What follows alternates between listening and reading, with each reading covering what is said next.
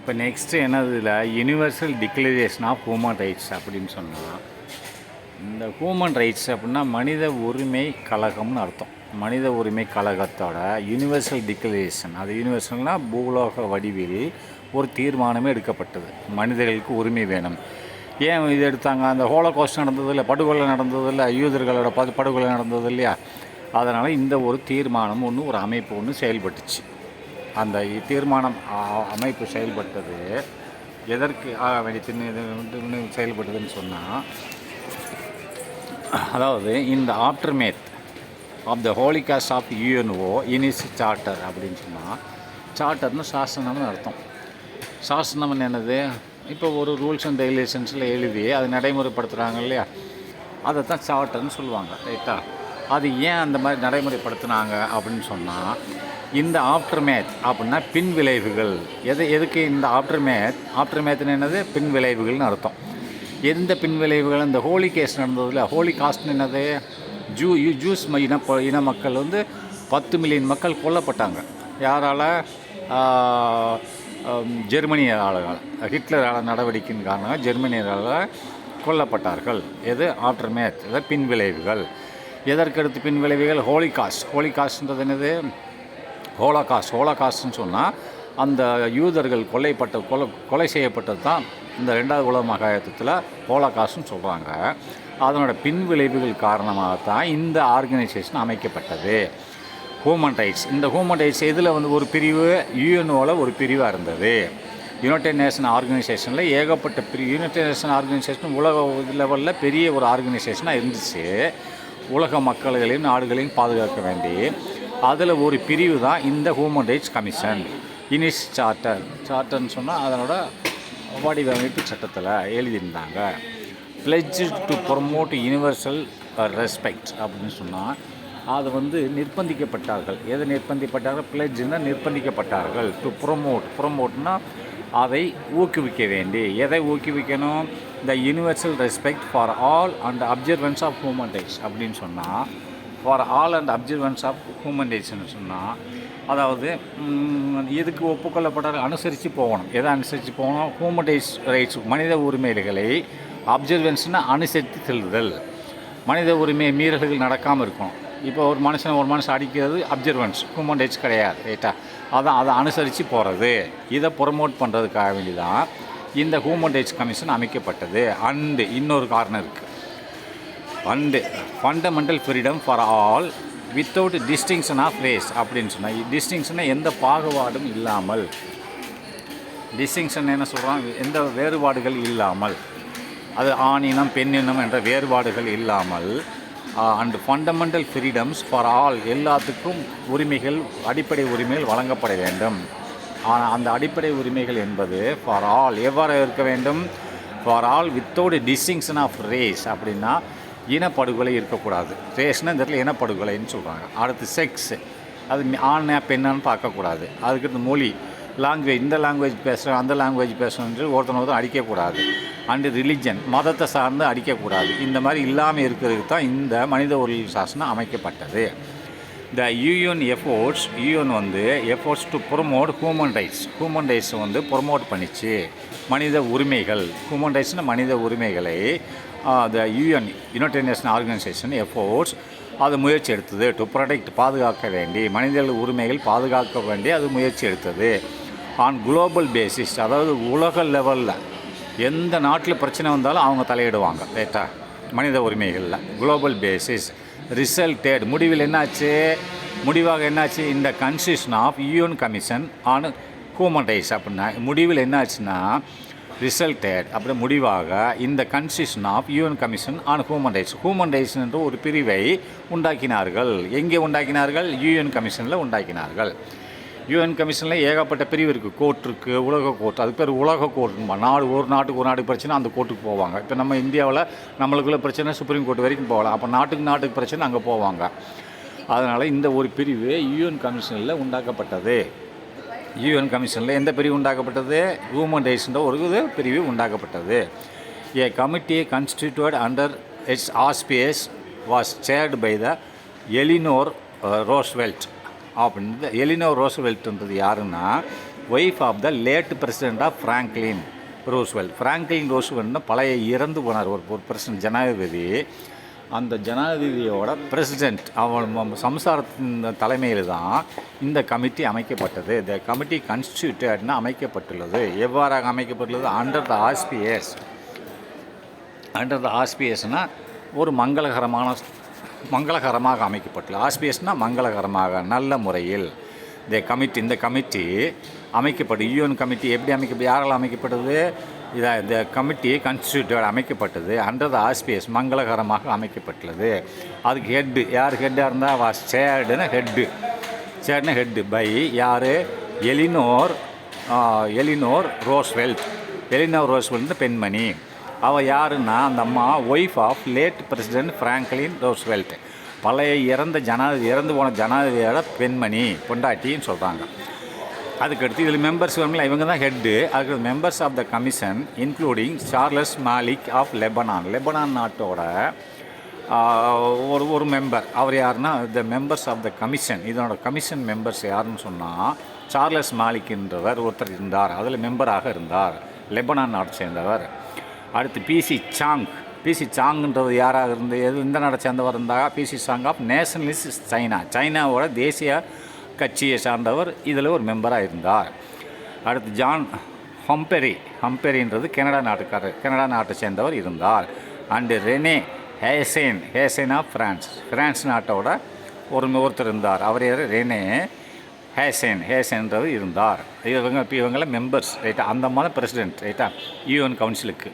The Universal Declaration of Human Rights was its important contribution.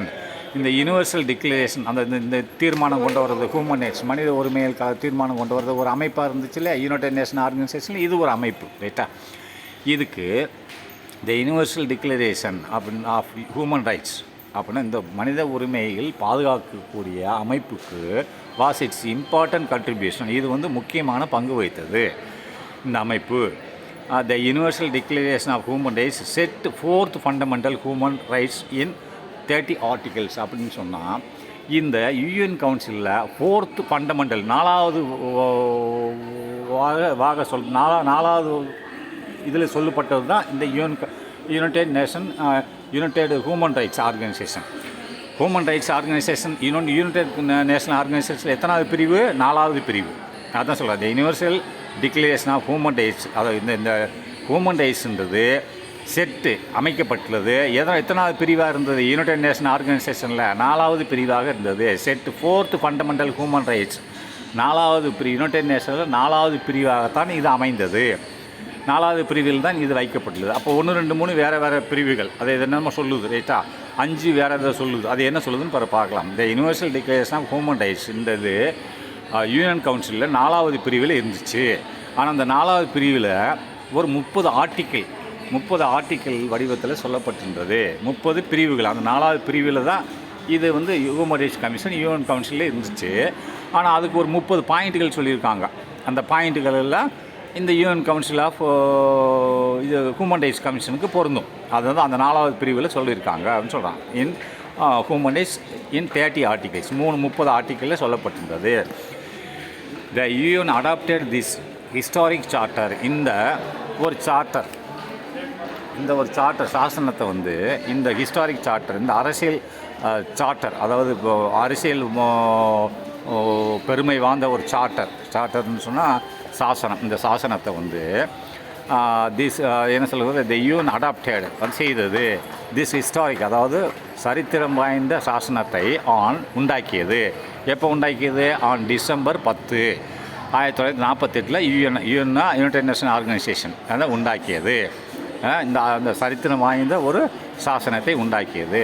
This day, இந்த நாள் எவ்வாறாக கொண்டாடப்பட்டது? இஸ் அப்சர்வ்டு குளோபலி, உலகம் பூரா கொண்டாடப்பட்டது. அப்சர்வ்னா கொண்டாடப்பட்டது, குளோபலி உலகம் முழுக்க கொண்டாடப்பட்டது. As a human rights day அப்படின்னா மனித உரிமைகள் நாள் என்று கொண்டாடப்பட்டது. அப்போ இந்த யூஎன் கவுன்சிலில் இந்த யூஎன் ஹியூமன் ரைட்ஸ் கமிஷன் நிறுவப்பட்டதில் 4வது இடத்துல. அப்போ அதற்கு பேர் தான் அந்த எப்போ நிறுவனாங்க? 10th December 1948 நிறுவப்பட்டது. அந்த நாளைத்தான் நம்ம என்ன பண்ணுறோம், எப்படி கொண்டாடுறோம்னு சொன்னால் ஹியூமன் ரைட்ஸ் கமிஷன் டே என்று கொண்டாடுகிறோம். According to the Franklin and Eleanor Roosevelt அப்படின்னா இவர்களின் பிரகாரம் இவர்கள் என்ன சொல்கிறான்னு பார்க்குறோம். எலினா ரோஸ்வெல்ட் தானே சேர்பர்சன் ஹெட்டு அந்த இந்த இதுக்கு ரைட்டா. அதனால தான் according to the Franklin and Eleanor Roosevelt இவர் ரெண்டு பேர் சொன்னதின் பிரகாரம் ஃப்ராங்க்லின் ரோஸ்வெல்ட் இன்ஸ்டியூட் இன் நியூயார்க்கில் உள்ள ஃப்ராங்க்லின் ரோஸ்வெல்ட் இன்ஸ்டியூட் அந்த இன்ஸ்டியூட் சொன்னதின் பிரகாரம் can be traced to this declaration. அவங்க சொன்னதுனால தான் இந்த இது உண்டாக்கப்பட்டது. கேன் பி ட்ரேஸ்டு வடிவமைக்கப்பட்டது டு திஸ் டிக்ளரேஷன். இது முடிவாக வடிவமைக்கப்பட்டுள்ளது. அடுத்து பெர்த் ஆஃப் இஸ்ரேலுக்குன்னு ஒரு நாடு இல்லையே. இஸ்ரேல் ஒரு நாடு. அது யாருக்கு அமைஞ்சது? ஜூஸ்ன்ற ஒரு இன மக்கள் அங்கங்கே பரவி கிடந்தாங்க. அவங்களுக்குன்னு ஒரு நாடு உலகத்தில் இல்லை 2வது உலக மகாயுத்தம் வரைக்கும். இப்போ என்ன பண்ணாங்கன்னா 2வது உலக மகாயுத்தத்தில் ஜூஸ் என்ற மக்களுக்கு ஒரு நாட்டை கொடுக்கணும்னு முடிவு பண்ணாங்க. அதைத்தான் இஸ்ரேலை கொடுக்குறாங்க அவங்களுக்கு. அதைத்தான் பெர்த் ஆஃப் இஸ்ரேல் தோன்றிய விதம், இஸ்ரேல் என்ற நாடு உருவாகிய விதம், அது எப்படி உருவாயிச்சுன்னு பார்ப்போம். The major outcome of the Holocaust was the creation of the state of Israel as a homeland for the Jews. அப்படின்னா இந்த ஹோலிகாஸ்ட் அது படுகொலை நடந்ததில்ல, இஸ்ரேல் இன மக்களுக்கு படுகொலை நடந்ததுனால த மேஜர் அவுட்கம் அந்த படுகொலையின் காரணமாக மேஜர் அவுட்கம்னு அதன் காரணமாக எதன் காரணமாக ஹோலிகாஸ்ட்னா படுகொலை. யார் ஹோலோகாஸ்ட்னு சொன்னாலே ஜூஸ் மக்கள் படுகொலை தான், வேறு எந்த மக்களும் கிடையாது ரைட்டா. அப்போ அந்த ஜூஸ் மக்கள் படுகொலை காரணமாக வாஸ் த கிரியேஷன் உண்டாக்கப்பட்டது. எதுக்கு உண்டாக்கப்பட்டது? The creation of the state. ஒரு நாடு, இந்த ஸ்டேட்ன்றது நாடை குறிக்குது. ஒரு நாடு உண்டாக்கப்பட்டது. அந்த நாட்டுக்கு பேர் தான் Israel, state of Israel. Israel என்ற நாடு உருவாக்கப்பட்டது ஆஸ் த ஹோம்லேண்ட், தாய் நாடாக. யாருக்கு தாய் நாடாக? ஜூஸ் மக்களுக்கு. ஃபார் ஜூஸ் மக்களுக்கு தாய் நாடாக இந்த இஸ்ரேல் என்ற நாடு உருவாக்கப்பட்டுள்ளது. கொடுத்துட்டாங்க. இந்த நாடை நீங்கள் வச்சு ஒரு இடத்துல இன்னும் வாழ்ந்துக்கோங்க, அப்போ உங்களுக்கு நாடு கிடையாதுன்ட்டு ரைட்டா. நாடு இல்லை, அங்கங்கே இருக்கீங்க, ஏன்னா உங்களுக்கு ஒரு நாடு இருக்குன்னு கொடுத்துட்டாங்க உலக லெவல்லேருந்து. while this was the original home for the Jews during the Roman times அப்படின்னு சொன்னால், ஏன்னா ரோம் அரச காலத்திலிருந்து இந்த நிலம்தான் பரம்பரையாக ஜூஸ் மக்களோட சொந்த நிலம் என்று சொல்லப்பட்டது. ஆனால் இருந்தது, ஆனால் பிடிச்சிக்கிட்டாங்க, அவங்கள துரத்தி அடிச்சிட்டாங்க, அவங்க அங்கிட்டு போயிட்டாங்க, வேறு ஆள் பிடிச்சிக்கிட்டாங்க, இப்போ திருப்பி அவங்களுக்கு கொடுத்துட்டாங்க. while this was historically சரித்திரபூர்வமாக த ஒரிஜினல் ஹோம் உண்மையான அவங்களுக்கு வீடு மாதிரி தான் இந்த நிலம் இருந்துச்சு முதல்ல ஃபார் த ஜூஸ்ன்ற மக்களுக்கு. இந்த இஸ்ரேல் தான் தாய் பூமியாக இருந்தது டூரிங் ரோம் அரசர் காலத்தில் அவங்களோட நாடாக இருந்துச்சு. பின் வருங்காலங்களில் இவங்களுக்கு துரத்தி அடிக்கப்பட்டார்கள். New international order in 1941, the United States and the Britain began to give serious consideration to the need for international cooperation for achieving lasting peace among all nations. அப்படின்னு சொன்னால் எல்லா தேசங்களுக்கும் மத்தியில் in 1941 the United States America and மட்டும் Britain 2 பேரும் சேர்ந்து 1941 America மற்றும் Britain, United States America Britain சேர்ந்து ஆரம்பித்தார்கள் to give serious consideration.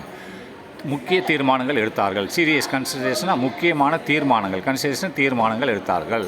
To the need for the international cooperation அப்படின்னா அது தேவைப்படுகிறது. உலகத்துக்கு ஒரு ஒத்துழைப்பு வேணும், உலக நாடுகளுக்கு ஒரு ஒத்துழைப்பு வேணும்ன்றதுனால ஒரு முக்கிய தீர்மானத்தை கொண்டு வந்தார்கள். அது என்ன முக்கிய தீர்மானம்? For achieving lasting peace among all nations அப்படின்னா அதை நம்ம பெறணும். ஃபார் அச்சீவிங்னா பெறணும். எதை பெறணும்? லாஸ்டிங் பீஸ் அப்படின்னா அமைதியை பெற வேண்டும், அமைதியை விடக்கூடாது. அப்படி சண்டை போட்ட அமைதி இருக்காது இல்லையா? அதனால தான் ஃபார் லாஸ்டிங் பீஸ், அமைதியை பெற வேண்டி எமங் ஆல் நேஷன்ஸ், எல்லா நாடுகளுக்கும் அமைதி தேவைப்படுகிறது என்ற ஒரு முக்கிய தீர்மானத்தை அமெரிக்காவும் பிரிட்டனும் கொண்டு வந்தார்கள். அடுத்து international economy and financial stability were also important objectives. அடுத்து ஒரு தீர்மானத்தை கொண்டு வந்தாங்க. இன்டர்நேஷ்னல் எக்கனாமி அப்படி உலகளாவிய பொருளாதாரம் அண்டு ஃபைனான்சியல் ஸ்டெபிலிட்டி. ஒவ்வொரு ஃபைனான்சியல்னா அதாவது தன் இருப்பு தொகை, ஒவ்வொரு நாடு இருப்பு தொகையை வைத்திருக்க வேண்டும். ஃபைனான்சியல் ஸ்டெபிலிட்டி, ஃபைனான்ஸ் அவங்களோட நிலைத்தன்மை இருக்கணும், ஒவ்வொரு நாட்டுக்கும் பஞ்சம் பட்டினியில் இருக்கக்கூடாது. இந்த 2 பாயிண்ட்டும் வற்புறுத்தி கொண்டு வந்தார்கள். வேறு ஆல்சோ இம்பார்ட்டண்ட் ஆப்ஜெக்டிவ்ஸ், அவங்களோட முக்கிய கருத்தாக இருந்தது. பிரிட்டனுக்கும் யுனைடெட் ஸ்டேட்ஸுக்கும் உலகளாவிய ஒரு எக்கனாமிக் பாலிசியும் ஃபைனான்சியல் ஸ்டெபிலிட்டியும் கொண்டு வர்றதுக்கு உண்டான முக்கியமான கருத்தாக இருந்தது. All this would need international organization with members of the various nations across the world working together for these common objectives. அப்படின்னா ஆல் தீஸ் இந்த ரெண்டு கொள்கைகளை வச்சு வுட் நீட் தேவைப்பட்டது. இந்த இதை ஸ்டெபிலிட்டி பண்ணால் அப்போ எல்லா நாடுகளும் ஒத்துழைக்கணும் இல்லையா? அதுதான் சொல்கிறான். ஆல் தீஸ் வுட் நீட் தேவைப்பட்டது இன்டர்நேஷ்னல் ஆர்கனைசேஷன் அப்படின்னா உலக வர்த்தக மையங்கள். உலக இந்த United nation organisations with members அது வச்சுருக்கணும். இந்த யுனைடெட் நேஷனில் எல்லா நாடுகளையும் மெம்பராக சேர்த்துருக்கணும். அதான் சொல்கிறான். Need international organisation with members, அதில் மெம்பராக இருக்க வேண்டும். யாராக இருக்கணும்? மெம்பர்ஸ் ஆஃப் வேரியஸ் நேஷன்ஸ், பல தேசங்கள் அதில் மெம்பராக இருக்கணும் இந்த ஆர்கனைசேஷனில். அக்ராஸ் த வேர்ல்டு, உலகத்தில் உள்ள எல்லா தேசங்களில் உள்ள நாடுகள் எல்லாம் இந்த ஆர்கனைசேஷனில் மெம்பராக இருக்கணும். ஒர்க்கிங் டுகெதர், அப்படி இருந்து ஒர்க்கிங் டுகெதர் ஒரே மாதிரியாக வேலை செய்யணும். For these common objectives. For தீஸ்னால் இந்த முக்கியமான குறிக்கோளை நம்ம அடைவதற்கு. எந்த முக்கியமான குறிக்கோள்? Economic growth, financial stability, peace lasting. பீஸ்னால் அமைதியை விரும்புகிறது. இதுக்கு அடைவதற்கு எல்லா நாடுகளும் இந்த ஆர்கனைசேஷனில் மெம்பராக இருந்து அதை ஒரு குறிக்கோளை வச்சு எல்லா நாடுகளும் ஒத்துழைக்கணும்னு சொல்கிறாங்க. ரைட்டா? This ultimately resulted in the establishment of United Nation. இந்த ஒரு குறிக்கோளை காரணமாகத்தான் ஒரு புதிய ஒரு ஸ்தாபனம் நிறுவப்பட்டது. திஸ் அல்டிமேட்லி, இதுக்கு அடுத்து ரிசல்டட் முடிவாக இந்த எஸ்டாப்ளிஷ்மெண்ட் அப்படின்னா நிறுவப்பட்டது ஆஃப் யுனைடெட் நேஷன்ஸ். அப்போ யுனைடெட் நேஷன் ஆர்கனைசேஷன் நிறுவப்பட்டது. ரெண்டாவது வேர்ல்டு பேங்க், உலக வங்கி நிறுவப்பட்டது. அண்ட் த இன்டர்நேஷ்னல் மோனிட்டரி ஃபண்டு, மூன்றாவதாக இன்டர்நேஷ்னல் மானிட்டரி ஃபண்டு நிறுவப்பட்டது. யுனைடெட் நேஷன், அதுக்கடுத்து வேர்ல்டு பேங்க், அதுக்கடுத்து international monetary fund. International monetary fund என்னது? பணவீக்கம், யாரோட பணம் எவ்வளோ இருக்குன்னு சொல்கிறது. இந்த இன்டர்நேஷ்னல் மானிட்டரி ஃபண்டு எந்த நாட்டோட பைசா எவ்வளோ, எந்த நாட்டுக்கு பைசா வேலி இருக்குது, அதிகமாக இருக்கா கம்மியாக இருக்குன்னு சொல்கிறது தான் இன்டர்நேஷ்னல் மானிட்டரி ஃபண்டு. இந்த எல்லாமே உருவாச்சு. எல்லாமே எதுக்கு கீழே வந்துச்சு? யுனைடெட் நேஷன் கீழே தான் வந்துச்சு. யுனைடெட் நேஷன் ஒரு ஆர்கனைசேஷன் கீழே தான் இதெல்லாம் ஒர்க் பண்ணிச்சு. வித் மெனி, அதுக்கடுத்து வித் மெனி அசோசியேட்டட் ஆர்கனைசேஷன், இன்னும் சில ஒரு சின்ன ஆர்கனைசேஷனும் இதுக்கு கீழே வேலை செய்ய ஆரம்பித்தது. Which deals with the basic issues of importance for all societies and countries அப்படின்னு சொன்னால், விச் டீல்ஸ் அது நடைமுறைப்படுத்தியது. Which deals with basic issues, அடிப்படை காரணங்களை கொண்டு வந்தது. ஆஃப் இம்பார்ட்டன்ஸ், முக்கியமான அடிப்படை காரணங்கள் என்ன என்று பார்த்தது. ஃபார் ஆல் சொசைட்டிஸ், மக்களுக்கு, அண்டு கண்ட்ரிஸ், நாடுகளுக்கு. ஏதாவது ஒரு மக்களுக்கு ஒரு பிரச்சனை அப்படின்னா, ஒரு சமூகத்தின் மக்களுக்கு பிரச்சனைன்னு சொன்னால் இன்னும் சின்ன ஆர்கனைசேஷன் இதுக்குள்ளே இருக்குது. அவங்க போய் ஹெல்ப் பண்ணுவாங்க. அதான் சொல்கிறான்.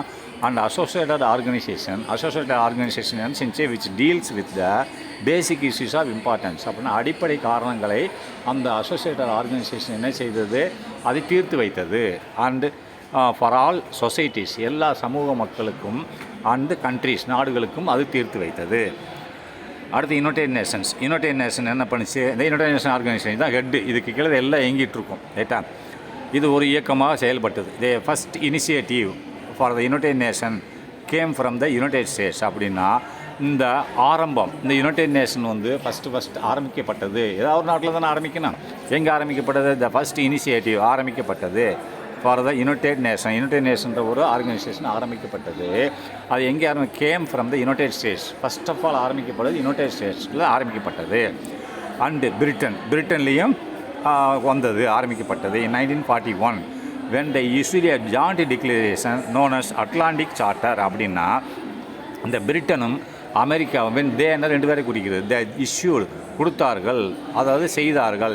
எ ஜாயிண்ட் டிக்ளரேஷன், கூட்டு ஒப்பந்தம், அதாவது கூட்டாக சேர்ந்து ஒரு ஒப்பந்தத்தை உண்டாக்குனாங்க. Known as Atlantic charter. அப்போ அட்லாண்டிக் சார்ட்டர் அப்படின்ற ஒரு ஒப்பந்தத்தை உண்டாக்குனாங்க. சார்ட்டர்னு சாசனம்ன்றது என்னது? ஒரு அறிக்கை. ரைட்டா? அட்லாண்டிக் சண்டை நடந்தது. இவன் ஜப்பான்காரன் பிரச்சனை பண்ணான் இல்லையா?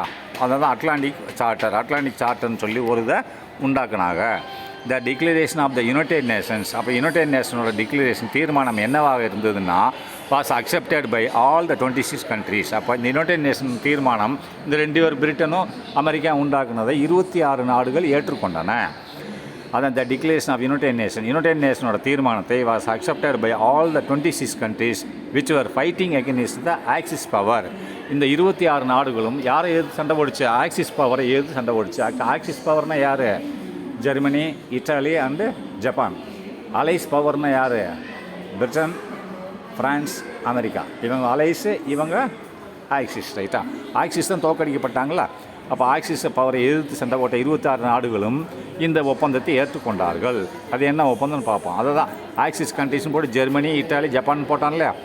ஆன் நியூ இயர் டே அப்படின்னா வருஷத்தில், எந்த வருஷத்தில்? 1942 வருஷத்தில் இவர்கள் ஏற்றுக்கொண்டார்கள் 26 நாட்டு மக்களும். அப்போ அந்த Charter of the United Nations அந்த அந்த ஆர்கனைசேஷன் புதுசாக உண்டாகிடுச்சு இல்லையா? மக்களை பாதுகாக்க வேண்டி நாடுகளை பாதுகாக்க சார்ட்டர்னா சாசனம் வாஸ் சைன்ட் ஆன் ஜனவரி 26, 1945. அப்படின்னா 1945 ஜூன் மாதம் 26 யுனைடெட் நேஷனோட சாசனம் உருவாக்கப்பட்டது பை 51 நேஷன்ஸ். அப்போது இந்த சாசனம் யுனைடெட் நேஷன் சாசனம் உருவாக்கும் போது 51 நாடுகள் கையொப்பமிட்டன. India was not an independent country, then also was a signatory to the charter. அப்போ அந்த நேரத்தில் இந்தியா தனி நாடாக இல்லை, சுதந்திர நாடாக இல்லை. அதனால் கையொப்பம் இடவில்லை. ஏன்னா பிரிட்டிஷ்காரன் கண்ட்ரோல் இருந்தது. இந்த was not India was signed on June இதுவளுக்கு India which was not an independent country. India அப்போ சுதந்திரம் அடைஞ்ச நாடாக இல்லை. Then also was a signatory to the charter. இருந்தாலும் அவங்க சைன் பண்ணாங்க அப்படின்னு சொல்கிறான். Now the United Nations has 193 members. இப்போது யுனைடெட் நேஷனில் எத்தனை நாட்டுக்காரங்க உறுப்பினர் இருக்காங்க? 193 நாடுகள். அவ்வளோதான். 196 நாடு தான் இருக்குது. 193 நாடுகள், மொத்தம் எல்லா நாடுகளும் மெம்பராக இருக்காங்க. 193 நாடுகள் இந்த யுனைடெட் நேஷனில் மெம்பராக இருக்காங்க. நான் இப்போது United Nation has 193 member of states and each one big or small. ஒவ்வொன்று பெருசாக இருக்கும், ஒரு நாடு சிறுசாக இருக்கும். அந்த இப்போ மெம்பர்ஷிப் எத்தனை? 193 இருக்காங்க. அதில் பெரிய நாடு இருக்கும், சின்ன நாடு இருக்கும்.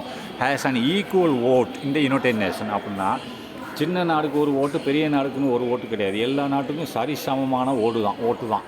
இப்போ இந்தியாவும் சிலோன் சின்னது, ஸ்ரீலங்கா, நம்ம இந்தியா பெருசு இருந்தாலும் அவங்களுக்கும் அதே ஓட்டு தான், நம்மளுக்கும் அதே ஓட்டு தான். ரைட்டா? The people of the United Nation determined to save succeeding generations. நாம் த பீப்புள் ஆஃப் நாமெல்லாம் யுனைடெட் நேஷனோட மக்கள் அப்படின்னு சொல்கிறாங்க. ஏன்னா இந்த யுனைடெட் நேஷன் எல்லா கண்ட்ரியும் ஒன்று சேர்ந்து ஒரு ஆர்கனைசேஷன் உண்டாக்கிடுச்சு இல்லையா? யுனைடெட் நேஷனோட மக்கள் நாம். டிட்டர்மைன்டு நாம் தீர்மானிக்க வேண்டும். எதை தீர்மானிக்கணும்? டு சேவ் நாம் பாதுகாக்க வேண்டும். சக்சீடிங் ஜெனரேஷன் இன்னும் வரக்கூடிய சந்ததியர், அதாவது இப்போ தான் நம்ம கஷ்டப்பட்டோம் உலக வர 1, 2 இன்னும் வரக்கூடிய ஜெனரேஷன், இன்னும் வரக்கூடிய நம்ம குழந்தைகளாவது நல்லா இருக்கட்டும்ன்றது தான் சொல்கிறான். To save succeeding generations from scourge of war. ஸ்குரேஜ்னு என்னது? சவுக்கடின்னு அர்த்தம்.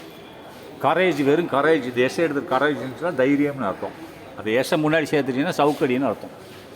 கரேஜ் COURGன்னா தைரியம்னு அர்த்தம். அந்த எஸ்ஸை முன்னாடி போட்டால் சவுக்கு வச்சு அடி கொடுக்குறாங்க இல்லையா? அந்த மாதிரி நாம் சவுக்கடி வாங்கிட்டோம். எதில் வாங்கிட்டோம்? உலக வார் 1லேயும் உலக வார் 2லேயும் சவுக்கடி வாங்கிட்டோம். ஆனால் இனிமேல் நம்ம சண்டை போடக்கூடாது. அதனால சொல்கிறான் சக்சீடிங் ஜெனரேஷன், நம்மளோட வரக்கூடிய சந்ததியினரை நாம் பாதுகாக்க வேண்டும். ஃப்ரம் எதிலிருந்து? சண்டை என்ற சவுக்கடியிலிருந்து பாதுகாக்க வேண்டும். கரேஜ்னா சவுக்கடி, சண்டை என்ற சவுக்கடி. நம்ம சவுக்கடி வாங்காமல் சண்டையே போடக்கூடாது. சண்டை போட சவுக்கடி தான், குண்டை போடுதான் செத்து போயிடும் இல்லையா? அதான் சவுக்கடி வாங்காமல், சண்டையிலேருந்து சவுக்கடி வாங்காமல் நம்ம வர வேண்டிய ஜெனரேஷனை பாதுகாக்க வேண்டி தீர்மானம் எடுப்போம் என்று சொல்கிறார்கள். Which twice in our life time. Which twice 2 time நடந்தது. சண்டை 2 டைம் நடந்துச்சுல. Which twice 2 time in our life time. நம்ம வாழ்க்கையில் 2 டைம் நடந்துச்சு. ஒன்று உலக வார் 1, இன்னொன்று உலக war 2. And to reaffirm faith in fundamental human rights அப்படின்னு சொன்னால், ரீஅஃப்ரேம் திரும்பி உறுதிமொழி எடுப்போம். ரீஅஃப்ரேம்னா உறுதிமொழி, திரும்ப உறுதிமொழி எடுப்போம். நம்பிக்கையின் காரணமாக. ஃபெய்த்துன்னு நம்ம நம்பிக்கையின் காரணமாக எந்த உறுதிமொழி எடுப்போம்? இன் ஃபண்டமெண்டல் ஹியூமன் ரைட்ஸ், அடிப்படையில் மனுஷனுக்கு உரிமைகள் கொடுப்போம் என்ற தீர்மானத்தை திரும்ப ஒரு முறை நாம் எடுப்போம் என்கிறான். இந்த dignity and worth of the human person அப்படின்னு சொன்னால், இந்த dignity and worth of the human person அப்படின்னு சொன்னால் அவன் என்ன சொல்கிறான் நல்லா பாருங்க.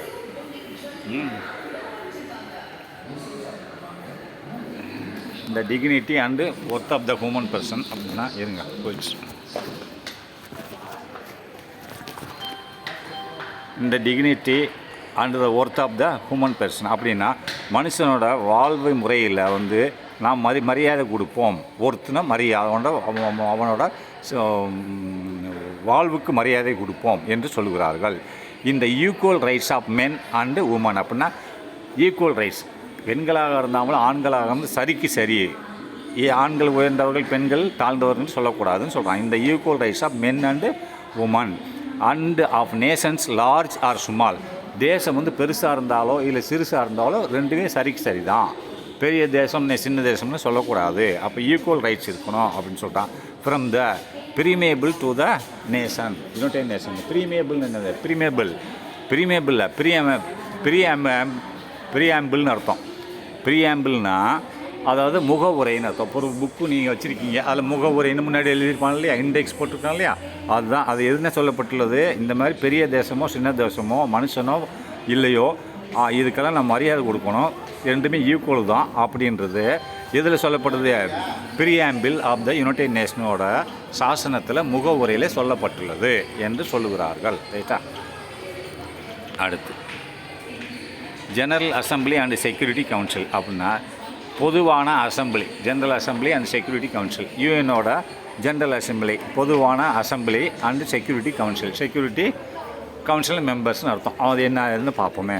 இந்த United Nations functions almost like and government. யுனைடெட் நேஷன் வந்து இந்த பில்டிங்கை பார்த்துக்கோங்க, இது அமெரிக்காவில் இருக்குது. இது வந்து ஒரு கவர்மெண்ட் மாதிரி செயல்படும், தனிப்பட்ட கவர்மெண்ட் மாதிரி செயல்படும். த யுனைடெட் நேஷன் ஃபங்க்ஷன் செயல்படும் almost like and any government. ஏதாவது ஒரு கவர்மெண்ட், ஒரு நாட்டினோட கவர்மெண்ட் மாதிரி இது ஒரு தனி கவர்மெண்ட் மாதிரி செயல்படும்.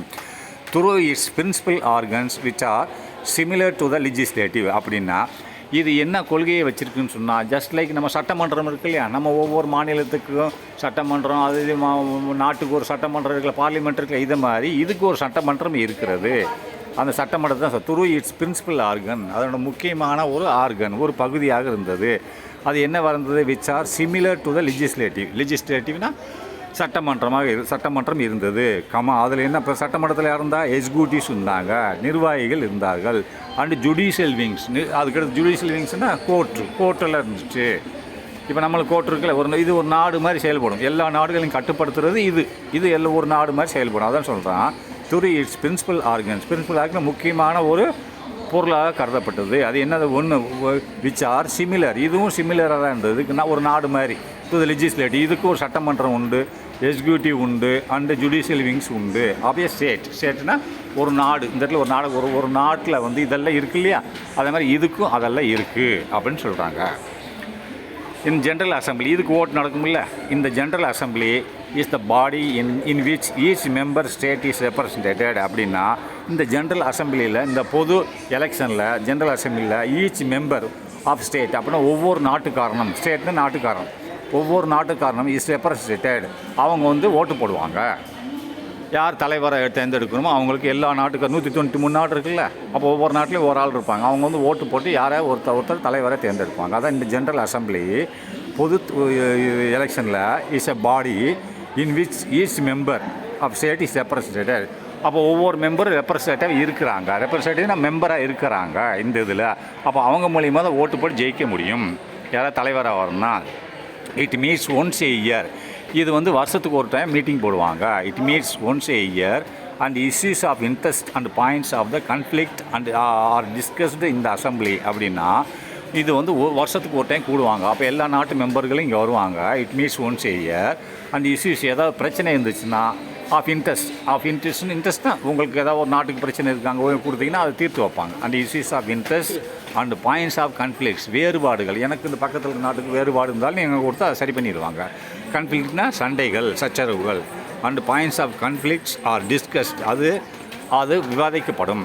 ஏதாவது பக்கத்து நாடுகளுக்கு பிரச்சனை இருந்தால், அந்த கன்ஃப்ளிக்ட் பிரச்சனை இருந்தால் ஆர் டிஸ்கஸ்ட் இந்த அசம்பிளி, இந்த அசம்பிளியில் விவாதிக்கப்படும். த செக்யூரிட்டி கவுன்சில் இருந்தது.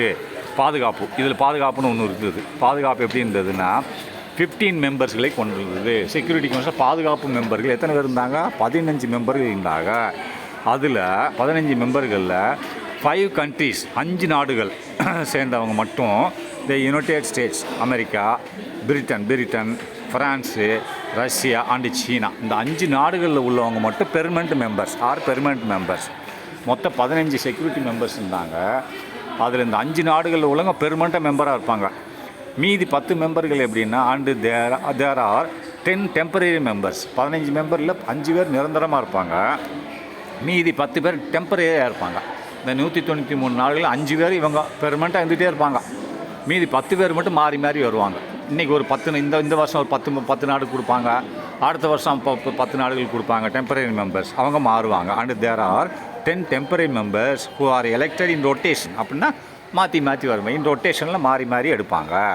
இந்த வருஷம் ஒரு 10 நாடு, அடுத்த வருஷம் டெம்பரரி மெம்பர், மொத்தம் 13 மெம்பர் இருந்தாங்க செக்யூரிட்டி கவுன்சில்னு சொல்கிறான். அதில் 5 பேர் பெர்மனெண்ட் இவங்க, மீதி 10 பேர் ரொட்டேஷனில் வரும்.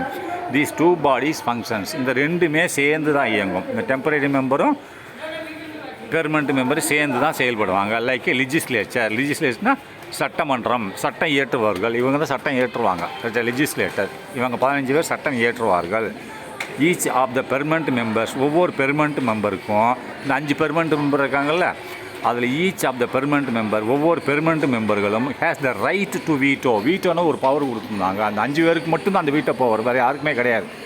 அந்த வீட்டோ பவர் என்ன செய்யும்னா, இப்போ நீங்கள் ஒரு டிஸ்கஷனை கொண்டு வர்றீங்க, ஒரு தீர்மானத்தை, இப்போ ரஷ்யாவுக்கு வீட்டோ இருக்குது, 5 நாடுகளுக்கு வீட்டோ இருக்குது இல்லையா, 5 ரஷ்யா அந்த வீட்டோ யூஸ் பண்ணி அந்த தீர்மானத்தை கேன்சல் பண்ணிடும். அதே மாதிரி இப்போ இந்தியாவுக்கெல்லாம் இது இல்லை. எதுக்கு? France, Britain, Germany, Russia and சீனா, அந்த 5 நாடுக்கு தான் அந்த பெர்மனெண்ட் மெம்பர். அந்த பெர்மனெண்ட் மெம்பருக்கு மட்டும் தான் வீட்டோ பவர் இருக்குது, டெம்பரரி மெம்பருக்கு வீட்டோ பவர் கிடையாது. ரைட்டா? ஒரு தீர்மானம் வருது, இப்போ அமெரிக்காவுக்கு பிடிக்கலாம், வீட்டோ பவர் யூஸ் பண்ணி தீர்மானத்தை கேன்சல் பண்ணிடுவான். அதனால தான் சொல்கிறான், each of the permanent member has the right to veto any decision by the other members of the security council. இந்த பாதுகாப்பு கவுன்சிலில் ஏதாவது தீர்மானங்கள் கொண்டு வந்தாலும் அதை இந்த 5 நாடுகளில் ஏதாவது ஒரு நாடு பிடிக்கலன்னு சொன்னால் வீட்டோ பவரை யூஸ் பண்ணி அந்த தீர்மானத்தை கேன்சல் பண்ணிடுவாங்க. This right has often been used to block major decisions. இந்த மாதிரி உரிமைகள் ஒரு பெரிய தீர்மானத்தை எடுப்பதற்கு தடையாக இருந்தன. ஆமாம், இருக்கும். ஒரு பெரிய தீர்மானம் வரும்போது டக்குன்னு இவங்களை யாராவது ஒருத்தவங்க வந்து பிளாக் பண்ணிட்டான்னு போச்சு இல்லையா, தீர்மானம் நிறைவேறாது. திஸ் ரைட், இந்த உரிமைகள் என்னவாக இருந்தது? ஹேஸ் ஆஃபன் பீன் யூஸ், இது அடிக்கடி யூஸ் பண்ணுறாங்க இந்த 5 நாட்டுக்காரங்க. டு பிளாக் மேஜர் டிசிஷன், ஒரு பெரிய தீர்மானம் எடுக்கும்போது இவங்க அந்த இது யூஸ் பண்ணி கேன்சல் பண்ணிடுறாங்க. அது பிரச்சனையாக இருந்துச்சு. Especially by the super powers. Especially யார்? இவங்களும் சூப்பர் பவர், உலகத்திலே ரொம்ப சூப்பர் பவர் நாடுகள். எஸ்பெஷலி பை த சூப்பர், இவங்களுக்கு தான் அந்த பவர் இருக்குது. The US, Russia, the major issues and conflicts are discussed in the Security Council. அதாவது இந்த யூஎஸும் அமெரிக்காவும் ரஷ்யாவும் அந்த மேஜர் இஷ்யூஸ் அண்ட் கன்ஃப்ளிக்ட்ஸ் ஏதாவது டிஸ்கஷன் பண்ணும்போது இப்படி அந்த தீர்மானத்தை அவங்க பிளாக் பண்ணிடுறாங்க. அது ஒரு பிரச்சனையாக இருந்துச்சுன்னு சொல்கிறாங்க. சரி, நெக்ஸ்ட் அட்மினிஸ்ட்ரேட்டிவ் ஸ்ட்ரக்சர்ஸ் இதை பார்க்கலாமா? The executive wing of the United Nation is the UN secretary. அப்படின்னா எக்ஸிக்யூட்டிவ் விங் அப்படின்னா ஹெட் யார்? Executive wing. யூஎன் நேஷனோட ஹெட் யார்? The executive wing of the United நேஷனோட ஹெட் யார்? UN secretary. யூஎன் செக்ரட்டரி தான் அதனோட head. It is headed by the secretary general. ஆனால் இது யார் தலைமை? எக்ஸிக்யூட்டிவ் விங்கு தான் அவங்க செக்ரட்டரி. ஆனால் இது தலைமை வகுக்கிறது யார்? It is headed by the secretary general. Secretary General தலைவர். ஆனால் இப்போ நம்ம இந்தியாவுக்கு பிரசிடென்ட் இருக்குது. பிரசிடென்ட்டுக்கு ஏதாவது பவர் இருக்கா? இல்லை. பிரைம் மினிஸ்டர் தான் பவர் இருக்குது. அதே மாதிரி இந்த பவர் உள்ளவங்க யார்? Executive wing of the United Nation. United Nation executive wing யார்? UN secretary. ஆனால் இதனோட தலைவர் யார்? It is headed by the secretary general. Secretary general தான் தலைவர். ஆனால் வந்து எக்ஸிக்யூட்டிவ் விங்குன்னா ஏதோ ஒரு நடைமுறைப்படுத்துகிற ஒரு இயக்கம் அப்படின்றது என்னது? யூஎன் செக்ரட்டரியேட்னு ஒன்று இருக்குது, அதுதான் நடைமுறைப்படுத்தும். Who is elected by the general Assembly. இந்த செக்ரட்டரி இருக்கார்ல, செக்ரட்டரி ஜெனரல் வந்து அங்கே அந்த அசம்பிளியில் ஓட்டு போடுவாங்கள்ல, 193 நாடுகளில் உள்ள மெம்பர்கள் ஓட்டு போடுறது மூலியமாக தேர்ந்தெடுக்கப்படுகிறார். ஹூ இஸ் எலெக்டட் அப்படின்னா தேர்ந்தெடுக்கப்படுகிறார் by the general assembly on the recommendation of the security council. அப்படின்னா செக்யூரிட்டி கவுன்சிலில் உள்ள ஜெனரல் அசம்பிளியில் ரெக்கமெண்டேஷன் பரிந்துரையின் பிரகாரம் இவர்கள் தேர்ந்தெடுக்கப்படுகிறார்கள். The Secretary General along with his cabinet and other officials runs the United Nations. அப்படின்னா இந்த செக்ரட்டரி ஜெனரல் இவங்க ஹெட்டு, அவர் கூட along with his கேபினட்னா அவங்க அரசாங்க அதிகாரிகள் அண்ட் அதர் அஃபீஷியல்ஸ் மற்ற அதிகாரிகள் சேர்ந்து ரன்ஸ் த யுனைடெட் நேஷன்ஸ், சேர்ந்து தான் இந்த இதை யுனைடெட் நேஷனை நடத்துகிறாங்க. The international court of justice அப்படின்னா உலக கோர்ட்டுன்னு ஒன்று இருக்குது, அது இதில் தான் இருக்குது. International courts of justice headquartered at the Hague in Holland. அது வந்து எங்கே இருக்குது? ஹாலண்டில் உள்ள ஹாக் என்ற ஒரு இடத்துல இருக்கிறது. அது எதனோட ஒரு பிரான்ச்சு, யுனைடெட் நேஷனோட பிரான்ச் தான். இன்டர்நேஷ்னல் கோர்ட், ஒரு நாட்டுக்கு பிரச்சனைன்னு வரும்போது கோர்ட்டுக்கு போவாங்க, ரைட்டா. அந்த கோர்ட்டு தீர்ப்பு சொல்லும். அந்த கோர்ட்டு யாருக்கு கீழே இயங்குது? யுனைடெட் நேஷன் கீழே தான் இயங்குது. ஆனால் எங்கே இருக்குது? ஹாக் என்ற இடத்துல இருக்குது. அது எந்த நாட்டில் இருக்குது? ஹாலண்ட் என்ற நாட்டில் இருக்குது. அதான் இன்டர்நேஷ்னல் கோர்ட் ஆஃப் ஜஸ்டிஸ் அப்படின்னா உலக கோர்ட். தீர்ப்பு உலக கோர்ட் எங்கே இருக்குது? ஹெட் குவார்ட்டர்னா தலைமை எங்கே இருக்குது? உலக கோர்ட்டோட தலைமை எங்கே இருக்குது? அடுத்த ஹாகில் இருக்குது. இன் ஹாலண்டில் உள்ள ஹாக்ன்ற இடத்துல இருக்குது. Is a judicial wing of the United Nation. United நேஷனோட நீதிமன்ற பிரிவு. இது நீதிமன்ற பிரிவு. அதே மாதிரி 4வது இடத்துல எது இருந்துச்சு? அது இருந்துச்சு ஹியூமன் ரைட் அசோசியேஷன் கமிஷன் இருந்துச்சு. இது எத்தனை இடத்துலன்னு சொல்லுவான் பார்ப்போம். அதுக்கடுத்து இன்னும் ஏகப்பட்டது இருக்குது. இதில் என்னது? யுனைடெட் நேஷனில் ஏகப்பட்டது இருக்குது. The economic and social council. Economic and social கவுன்சில்ன்றது இது ஒன்று இருக்குது. எக்கனாமிக்னா பொருளாதாரம் அண்டு சமூக உடன்படிக்கை. இந்த கவுன்சில். அதுக்கடுத்து 5th ஆர்கன். 4வது ஆர்கன் தான் அந்த இது ஹியூமன் ரைட்ஸ்னு சொன்னால். இப்போ 5th ஆர்கன் என்னன்னு சொல்கிறோம். 5வது ஆர்கன் இந்த யுனைடெட் நேஷனோட 5வது ஆர்கன் என்னன்னு சொல்கிறாங்கள. United Nation is responsible for, எதுக்கு ரெஸ்பான்சிபிளாக இருக்குது? Coordinating of all the economic and social work of the United Nations. அப்படின்னா 5வது விங்கு என்னவாக இருக்குன்னா the 5th organ of the United Nation. அப்படின்னா 5வது பிரிவு யுனைடெட் நேஷனோட என்னவாக இருக்குன்னா இஸ் ரெஸ்பான்சிபிள், அதுக்கு பொறுப்பு வைக்கிறது. இதுக்கு for coordinating of all economic and social work. அப்படின்னா எக்கனாமிக்னா பொருளாதாரம் மற்றும் சமூக சேவைகள். அது யுனைடெட் நேஷனோட சமூக சேவைகள் அண்ட் பொருளாதாரத்தை பற்றி பொருளாதாரத்துக்கு உதவி செய்கிறதுக்கு பொறுப்பேற்கிறது தான் 5வது ஆர்கன், ரைட்டா. அடுத்து the regional economic commission functioning for regional development across the various regions of the world. அப்படின்னா ரீஜனல்னா அது ஒவ்வொரு ரீஜன்லேயும் இது மொத்தமாக அங்கே இருக்குது. ஒவ்வொரு Asia region, Europe region, Antarctica region, Africa region சொல்கிறோம். அது ரீஜனல் எக்கனாமிக் கமிஷன். ஒவ்வொரு ரீஜனில் ஒரு கமிஷன் இருக்குது ஃபங்க்ஷனிங் ஃபார் ரீஜனல் டெவலப்மெண்ட். அந்தந்த ரீஜனில் உள்ள எக்கனாமிக்கையும் சோஷியலையும் குரோத்தை பார்க்குறதுக்கு அங்கங்கே இருக்குது. அதாவது ரீஜனல் எக்கனாமிக் கமிஷன் ஃபங்க்ஷனிங் செயல்படுகிறது ஃபார் ரீஜனல் டெவலப்மெண்ட். அந்த ரீஜனில் உள்ள முன்னேற்றத்துக்காக செயல்படுகிறது. Across the various regions of the world.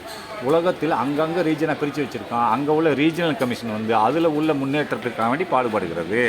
அது எந்தெந்த ரீஜன் சொல்லலாம்? Asia Pacific, West Asia, Europe, Africa, Latin America, இந்த மாதிரி ஒவ்வொரு ரீஜன்லேயும் ஒரு ரீஜனல் கமிஷன் இருக்குது. அது அங்கே உள்ளதுக்கு பாடுபடுகிறது.